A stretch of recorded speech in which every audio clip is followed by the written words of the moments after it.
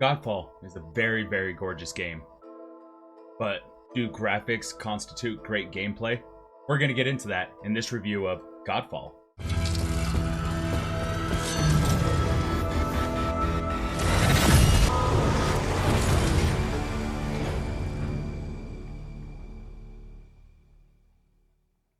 So I was playing this game on the PS5. This game has its great moments of shining, and the combat I think is amazing. The fact that you can play as any character, take any Valor plate that you want, and use it to be your own with any different variety of weapons and armor builds to make your character be what you want it to be. If you want a Valor plate that focuses purely on critical hit damage with weapons that purely deal critical hit damage, you are more than welcome to do that. As well as you have a variety of pole arms, dual blades, long swords, great swords that all have different abilities and different stats to kind of give you that feel of customization.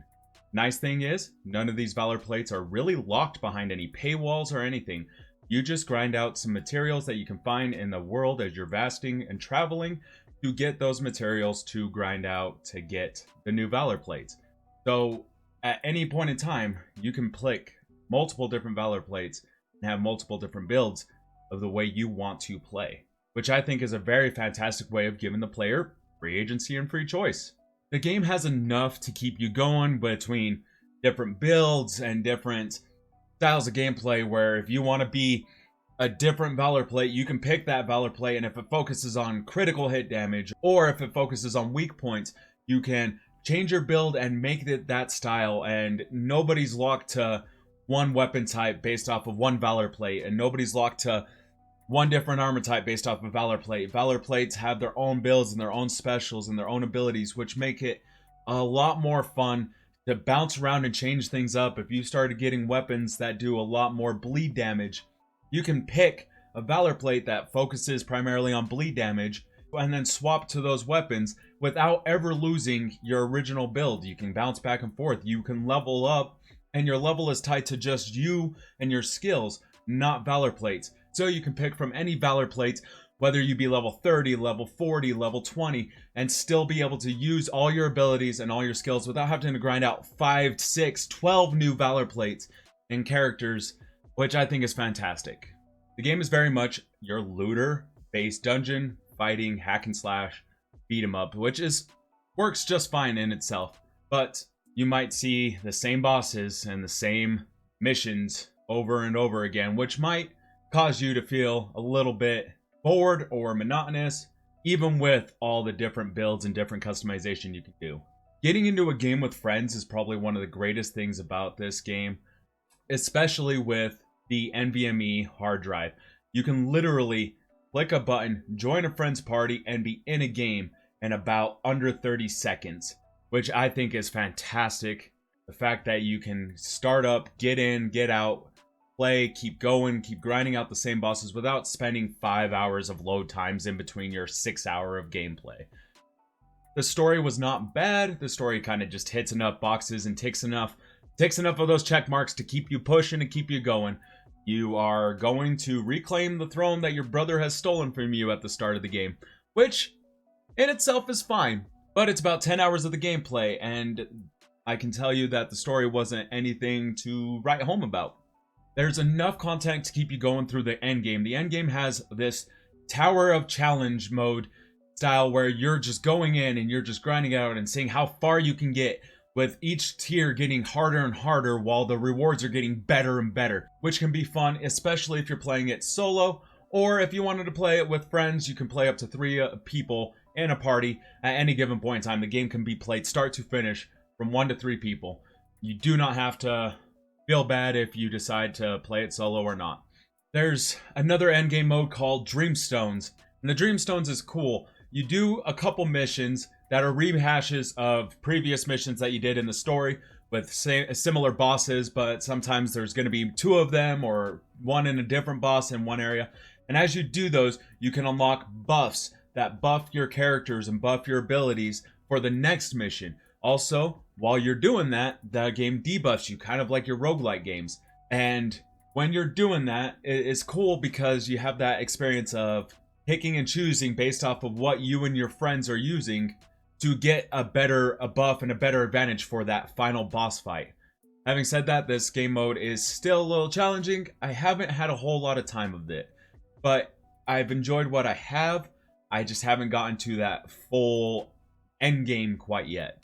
I've experienced it enough that I can talk about it. I have not played it fully enough to get the max gear and the max tat. I think I'm only level 33 right now. This game does have quite a bit of issues, from waypoints that tell you where to go that are not where you're supposed to be going, pointing to different directions, T-posing with enemies and enemies kind of disappearing and reappearing, frame rate drops, game stutters.